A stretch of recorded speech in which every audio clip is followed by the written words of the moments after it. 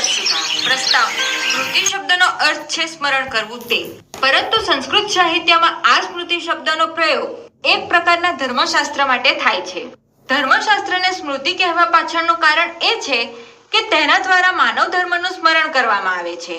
ભારતીય પ્રાચીન પરંપરામાં શ્રોત સૂત્રો, ધર્મસૂત્રો, ગૃહ્ય સૂત્રો, રામાયણ તથા મહાભારત, પુરાણ અને મનુ વગેરે દ્વારા પ્રોક્ત સ્મૃતિઓ આ બધા ગ્રંથોને સ્મૃતિ શાસ્ત્રની કોટીમાં મૂકવામાં આવે છે. અહીં હંમેશા એ યાદ રાખવું જરૂરી છે કે સ્મૃતિ પ્રોક્ત ધર્મ પરતઃ પ્રમાણ છે, એટલે કે સ્મૃતિએ કહેલી વાતનો સ્વીકાર કરતા પહેલા એ વાતની વેદશાસ્ત્ર દ્વારા પરીક્ષા કરી લેવાની હોય છે. જો આ